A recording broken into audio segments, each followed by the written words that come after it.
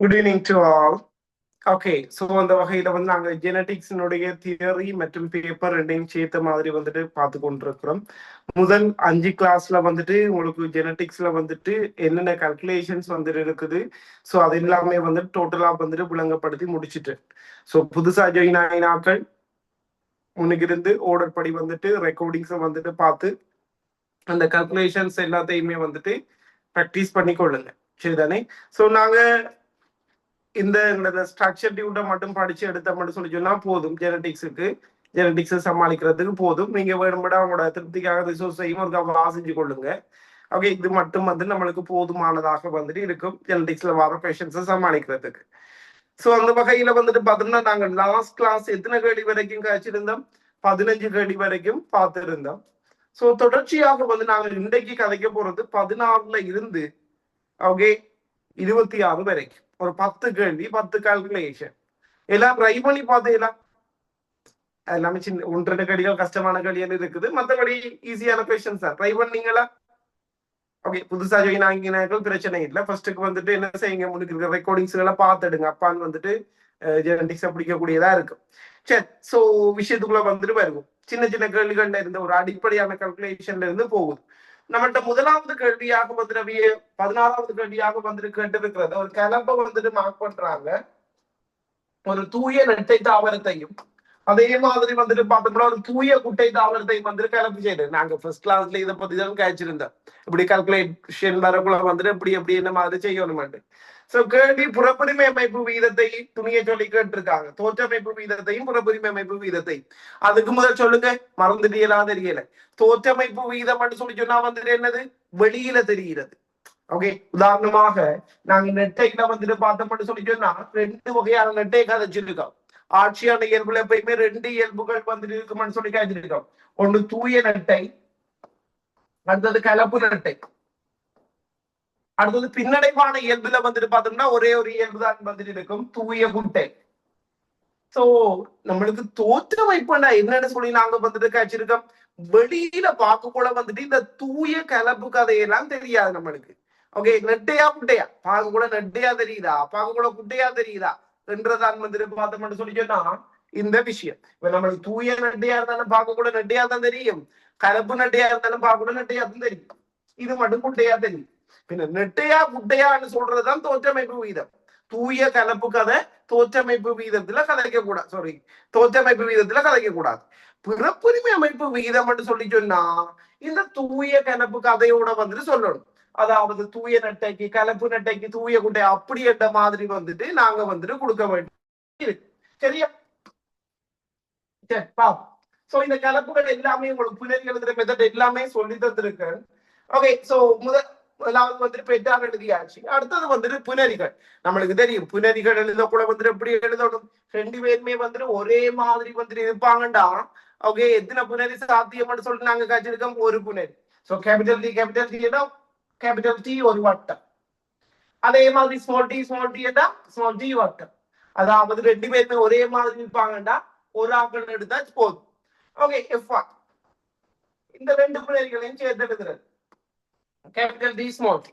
நம்மளுக்கு தெரியும் பழமையாக ஒரு 2க்கு மேற்பட்ட இதுகள் வந்துட்டு பெற கூட நாங்க பின்னத்துல வந்துட்டு சொல்லுவோம். வார எல்லாருமே ஒரே மாதிரி இருப்பாங்கன்னு சொல்லி சொன்னா எல்லாமே ஒரே மாதிரி பெறப்படுது, அந்த ஒரு தோற்றமைப்பு தான் பெறப்படுதுண்டா நாங்க அதை மார்க் பண்றதுக்காக 100% என்ற வார்த்தை பிரயோகத்தை வந்துட்டு பாவிப்போம். ஓகே, 100% என்ற வார்த்தை பிரயோகத்தை வந்துட்டு பாவிப்போம். நல்லா யோசிச்சு சொல்லுங்க. இப்ப நம்மளுக்கு 2 கேள்வி அவங்க கேட்டிருக்காங்க. ஒன்று தோற்றமைப்பு வீதம் கேள்வி. ஓகே, ஒன்று தோற்றமைப்பு வீதம் கேள்வி. அடுத்தது புறப்புரிமை அமைப்பு வீதம் கேள்வி. தோற்றமைப்பு வீதம்னா என்ன, வெளியில வந்துட்டு என்ன தெரியுது, ஓகே நெட்டையா குட்டையா, சோ அதான் வந்துட்டு வெளியில தெரிகிறது. சோ இங்க வந்துட்டு பார்த்தோம்னு சொல்லி சொன்னா கேபிட்டல் டி ஸ்மால் டி பார்க்க கூட எப்படி தெரியும், தூய கலப்பெல்லாம் கதைக்கப்படாது. ஓகே, பார்க்க கூட நம்மளுக்கு எப்படி தெரியும், நெட்டை. பார்க்க கூட எப்படி தெரியும், நெட்டை. சோ தோற்றமைப்பு வீதம் என்ன எழுதப்படும், 100% நெட்டை. இதுக்கும் என்ன வித்தியாசம் பாருங்க. புறப்புரிமை அமைப்பு வீதம் ஒன்றுதானே வரப்படுது, ஒன்று வரப்பட்டா 100% தான். அதை எழுத கூட எப்படி எழுதணும், புறப்புரிமை அமைப்பு. கவனம், தோற்றமைப்பு வீதம் கதைக்க கூட தூய கலப்பு கதை கதைக்கிறல்ல, புறப்புரிமை அமைப்பு வீதம் அதோட சொல்லணும். சோ 100% கலப்பு நெட்டை. ஓகே, சோ இதான் வந்துட்டு எங்களோட 16வது கேள்விக்குரிய ஆன்சர். ஓகே, சோ நாளைக்கு அப்படி யாருக்கும் புதுசா ஜாயின் ஆகினாலும் ஒரு சுத்தி பார்த்து எழுதி கொடுங்க. ஆனா புதுசா ஜாயின் ஆகினாலும் கண்டிப்பாக ஒரு முதல் 6 கிளாஸ் போயிருக்குது, அதை பார்த்தா தான் இது விளங்கும். நாளைக்கு திரும்ப அப்லோட் பண்ணி விடுற ரெக்கார்டிங்ஸ் எல்லாத்தையும் ஒன் பை ஒன்னா பார்த்து முடிங்க. இவ்வளவு நம்மளுக்கு 2 எம்சிக்கு வரும், ஒரு ஒரு ஷார்ட் நோட் வரும், 2 குட்டி குட்டி ஸ்ட்ரக்சர் வரலாம் மேபி. சோ இதுக்காக நான் ஜெனடிக்ஸ் படிக்கிறேன். இந்த டியூட்டை மட்டும் படிச்சிருங்க, இந்த 160 கேள்வியும் படிச்சிருங்க போதும். ஓகே, சோ இது ஓகே தானே? ஓகே, சோ அடுத்த கொஸ்டினுக்குள்ள வந்துட்டு போவோம். 17வது கேள்வி. இப்ப நம்ம நோட் பண்ணி பாருங்க, அப்படி இல்லாட்டி நாளைக்கு ரெக்கார்டிங்க பார்த்து எழுதுங்க. சரி, 17வது கேள்வி. அடுத்த கலப்பை சொல்றாங்க, தூய நெட்டை தாவரத்தையும் ஒரு கலப்பு நெட்டை தாவரத்தை கலப்பு செய்யறாங்க. இது கொஞ்சம் வித்தியாசம். என்ன வந்தது செஞ்சு ட்ரை பண்ணுங்க, ட்ரை பண்ணிருப்பீங்க. வந்தாக்க கூடயே போடுங்க. அப்போ தோற்றமைப்பு வீதம் என்ன வந்தது? தோற்றமைப்பு வீதம் செஞ்சாங்க, செய்யாத ட்ரை பண்ணுங்க. அப்போ குயிக்க சின்ன கேள்வி, நாங்க முதலாவது கிளாஸ் தானே பார்த்தோம். ஓகே, ஜீவா.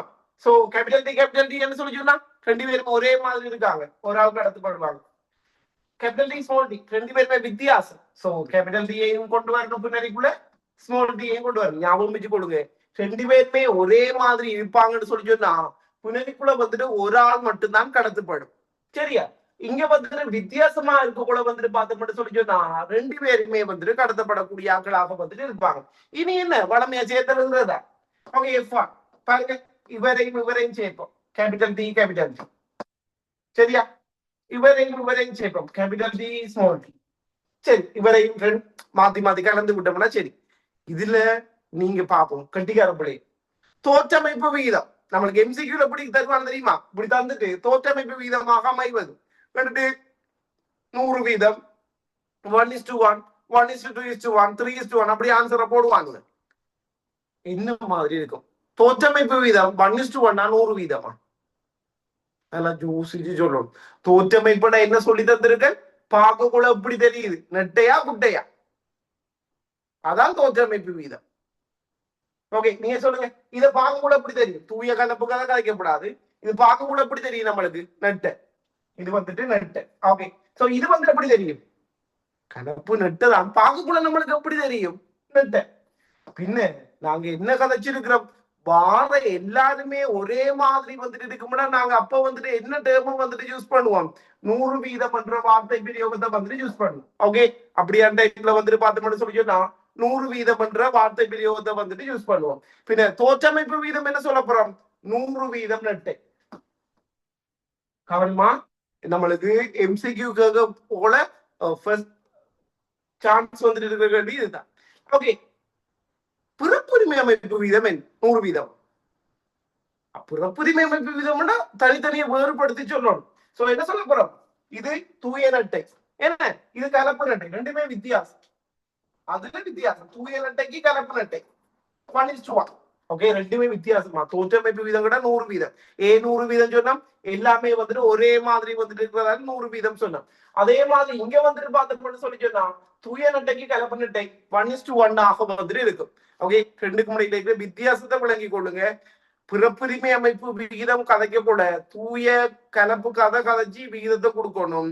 தோற்றமைப்பு வீதம் கதைக்க கூட தூய கலப்பு கதை கதைக்கிறல வெளியில எப்படி தெரியுது என்றதை வச்சுதான் கொடுக்கப்படுறோம். இவர் நெட்ட வேண்டபடி அவ்வாறு எல்லாருமே நெட்ட எல்லாமண்டா 100 வீதம். ஓகே, சோ இதா இருக்கும். ஒரு ஸ்கிரீன்ஷாட் எடுத்து கொடுங்க, நாளைக்கு பார்த்து எழுதி கொடுங்களா? ஓகே, சோ அடுத்ததுக்கு போவோம். மூன்றாவது அடுத்த கேள்வி எத்தனையாவது? 18.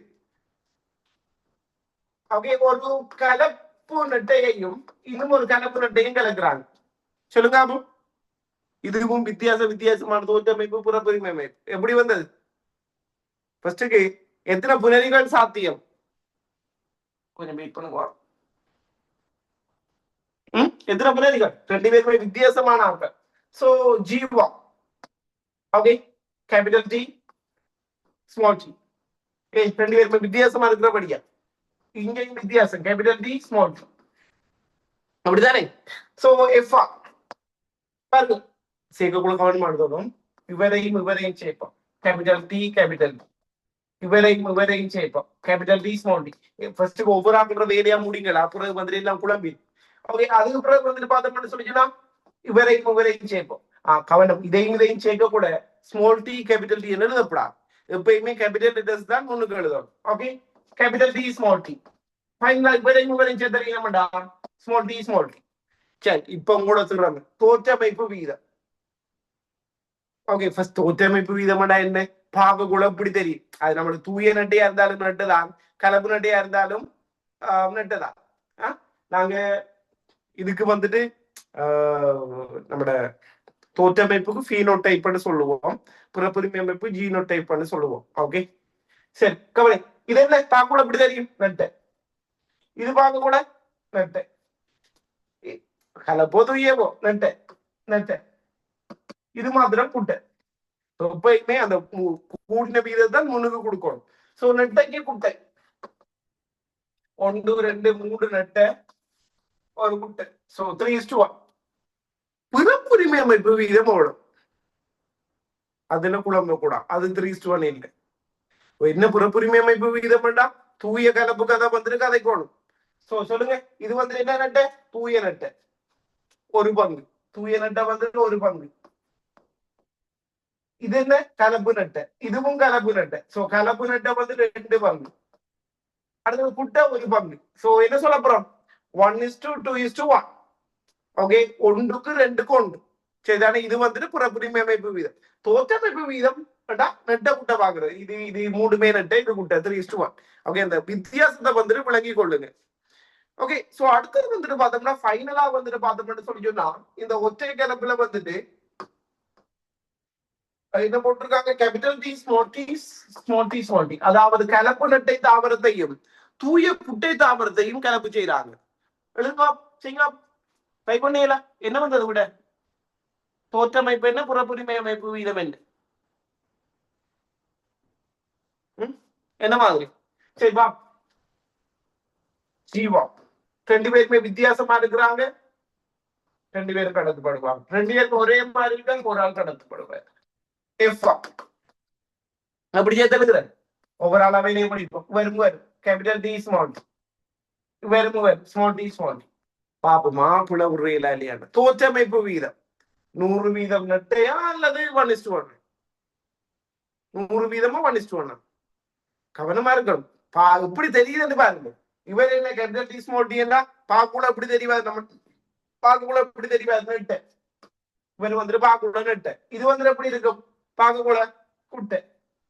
சோ 2 பேருமே வித்தியாசமான ஆக்கள். 2 பேருமே வித்தியாசமானதா 1:1. 2 பேருமே வித்தியாசம் சொல்லி சொன்னா 1:1 காய்ச்சிருக்கோம். ஓகே, புறப்புரிமை அமைப்பு வீதம் அதுவும் 1:1 தான். பட் நாங்க எழுதி கொடுக்கணும். கலப்பு நெட்டைக்கு தூய குட்டை, கலப்பு நெட்டைக்கு தூய குட்டை வந்துட்டு 1:1 அப்படின்னு சொல்லி எழுதி கொடுக்கணும். அவ்வளவுதான் வித்தியாசம். சரிதானே? சோ இதோட வந்துட்டு இந்த ஒற்றை கலப்பு சம்பந்தப்பட்ட கால்குலேஷன் எல்லாம் முடியுது. உங்களோட டியூப்ல வந்துட்டு ஒவ்வொரு கேள்வியா ரைட் பண்ணி பாருங்க.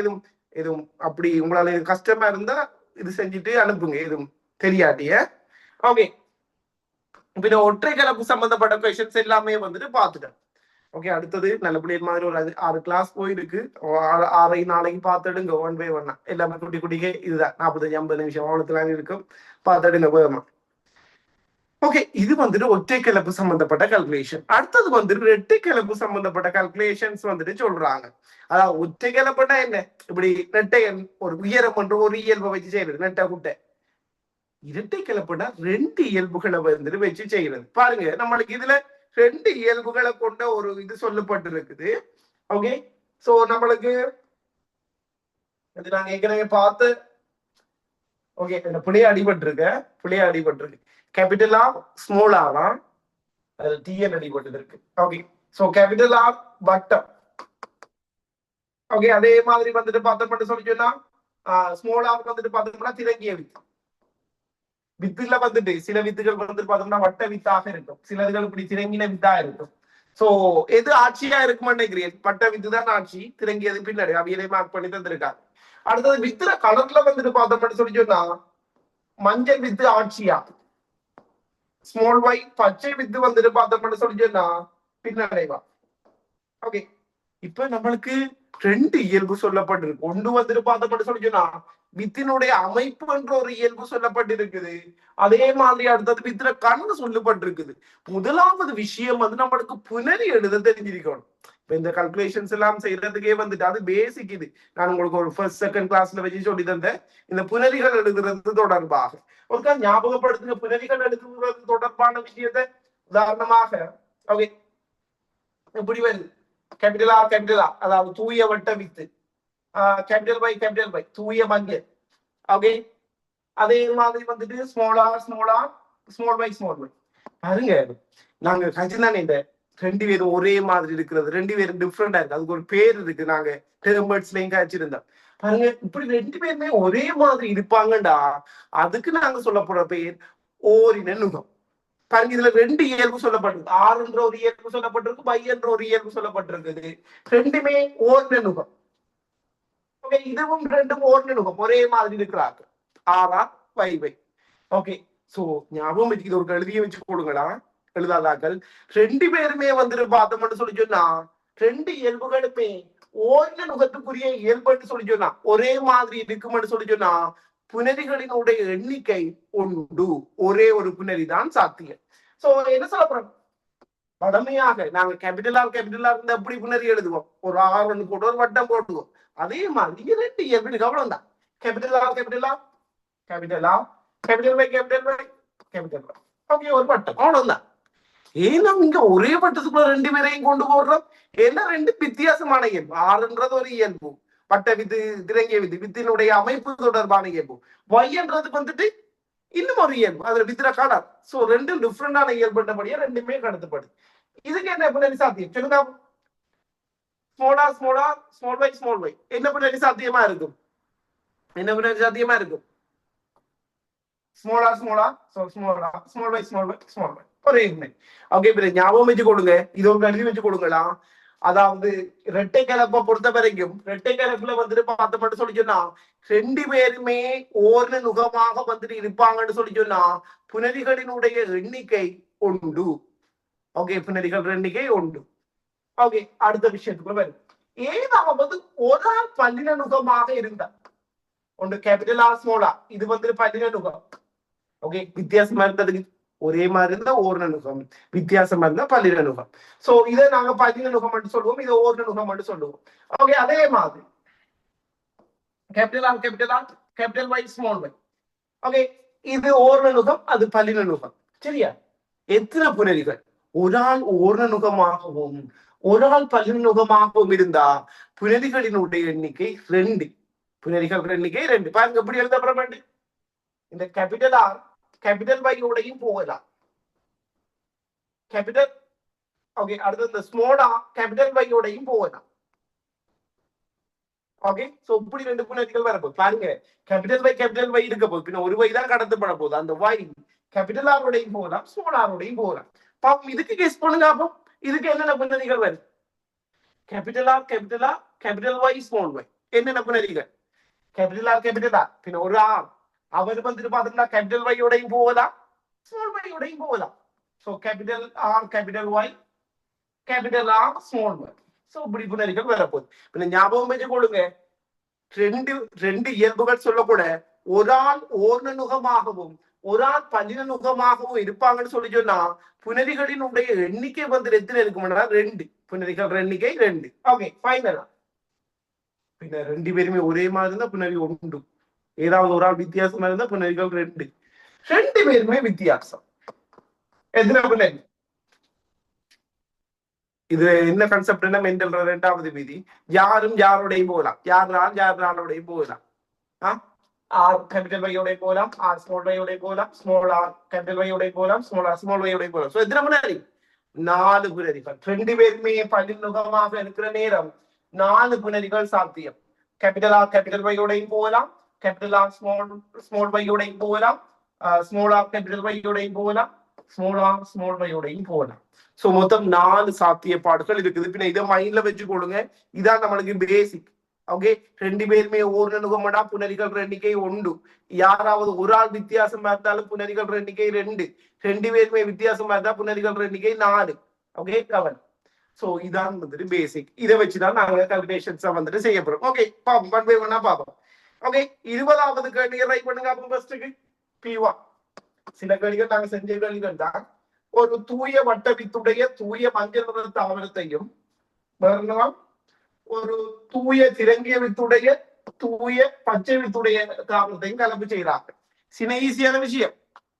அது நம்மளுக்கு கேள்வி வந்துட்டு தோற்றமைப்பு வீதத்தை கேட்டிருக்காங்க. ஓகேவா? ஜீவன் இதுக்கு புற அநேகமா ரெட்டை கலப்புக்கு வந்துட்டு புறப்புரிமை அமைப்பு கேட்க மாட்டாங்க. நிறைய தானே, அதனால புறப்புரிமை அமைப்பு கேட்க மாட்டாங்க. தோற்றமைப்பு மட்டும் கேட்பாங்க. ஓகே, சோ பாருங்க, கேபிட்டல் ஆஃப் ஃபர்ஸ்ட்க்கு எத்தனை புனரி, இதுக்கு எத்தனை புனரி, இதுக்கு எத்தனை புனரி. நீங்க பார்க்க வேண்டியது ரெண்டு பேருமே எப்படி இருக்காங்க. இதுவும் ஒரே மாதிரி இருக்கு, இதுவும் ஒரே மாதிரி. ஓர்ணனுக்கும் பின்ன எத்தனை புனரி உண்டு. கேபிட்டல் ஆஃப் கேபிட்டல் ஒய் ஒரு வட்டம். ஓகே, இங்க small R small R small Y small Y எத்தனை புனரி, ரெண்டு பேருமே ஒரே மாதிரி இருந்தா ஸ்மால் ஆர் ஸ்மால் ஒய் ஒரு புனரி. ஒரே மாதிரி இருப்பாங்கன்னா ஒரே ஒரு புனரி தான். ரெண்டு பேருமே ஒரே மாதிரி இருப்பாங்கன்னா ஒரு புனரி தான் பேர். ஓகே, சரி. இனி அடுத்தது F1 சேர்த்தலி விட்டோம்னா சரி பாருங்க, குறிப்பிட்ட இயல்பு கிட்ட கிட்ட எழுதணும். ஓகே, இவரை சேர்த்தலி capital R small R capital Y small Y. So ஒன்று வந்தா நாங்க என்ன சொல்லுவோம், 100 வீதம். ஓகே, 100 வீதமாக வந்து இருக்கும்.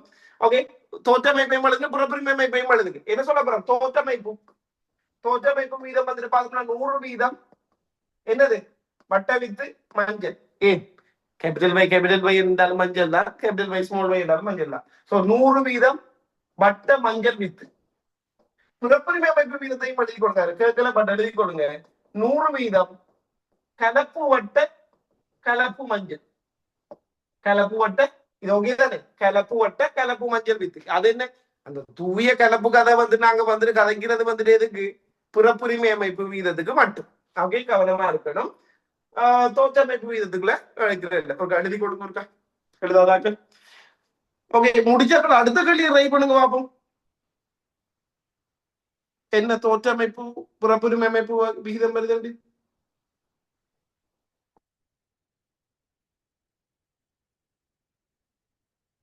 ஓகேவா, விளங்கிட்டா? புதுசா வந்தாக்கள் இருக்கா பார்த்து கொள்ளுங்க. அடுத்தது கொஞ்சம் ஒர்க் பண்ணுங்க, சரிதானே? என்னால முடிஞ்ச அளவுக்கு உங்களுக்கு இதை செஞ்சு நான் உங்களுக்கு சொன்ன நம்பர் எழுதியல முந்தின நான் தூங்கல. நீங்க அந்த நான் டியூட் அனுப்பின டைமை வந்துட்டு பார்த்தீங்கன்னா தெரியும். 1:10 மணிக்கு போட்டேன், அடுத்தது 12:30, அடுத்தது 2:20, அடுத்தது லாஸ்டா எல்லா வேலையும் முடிக்க கூட 5:45.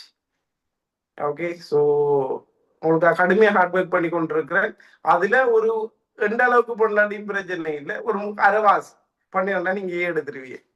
ஓகே, கொஞ்சம் ஒர்க் பண்ணுங்க.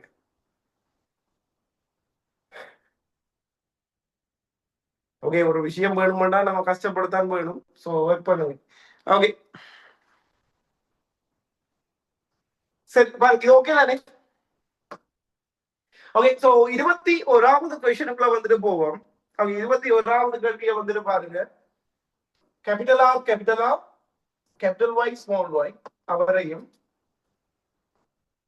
வர்த்தனை வளர்க்குறாங்க. Capital R small Y small Y. Okay, try பண்ணுங்க. யாரு என்னென்ன தாவரம் இது, ஃபர்ஸ்ட் தாவரம் சொல்லுங்க. வட்ட வித்துடைய மஞ்சள் தாவரத்தை, தூய வட்ட கலப்பு மஞ்சள் தாவரத்தையும் அடுத்தது வந்துட்டு கலப்பு வட்ட பச்சை பச்சை நிறத்தை கொண்ட வித்த கொண்ட தாவரத்தையும் கலப்பு செய்யறாங்க. ஃபர்ஸ்ட் புனரிகளினுடைய எண்ணிக்கை சொல்லுங்க. புனரிகள் எண்ணிக்கை இதுக்கு எத்தனை புனரி, அதை ஃபர்ஸ்ட் அது தெரியாடி எல்லாமே விளைஞ்சு போயிடுது. நம்மளுக்கு தெரியும், ஒரு ஆள் ஒரே மாதிரி இருந்து மத்த வித்தியாசம் வந்து எத்தனை புனரி, 2 புனரி. இங்க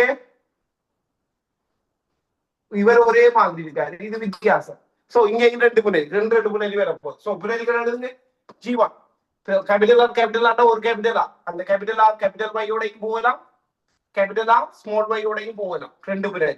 அதே மாதிரி அங்க ஸ்மால் ஒய் பின்ன ஒரு ஸ்மால் ஒய் தான், அந்த ஸ்மால் ஒய் கேபிட்டல் ஆரோடையும் போகலாம், ஸ்மால் ஆரோடையும் போகலாம். So capital R small Y small Y. Okay, so இதை எழுதியாச்சு. ஓகே, அடுத்தது F1. இனி அதை சேர்த்தல் இப்படி என்ன சரி. ஓகே, சேர்த்து எழுதி விட்டீங்கன்னா சரி. உங்களுக்கு இப்படி கஷ்டம்னா நீங்க பணட்டி அட்டவணை வந்து 2 மெத்தடாலையும் செஞ்சு காட்டுறேன். சோ ஃபர்ஸ்ட் இவரையும் சேர்த்து எழுதுவோம். Capital R capital Y small y இவரை சேர்த்தது கேபிட்டல்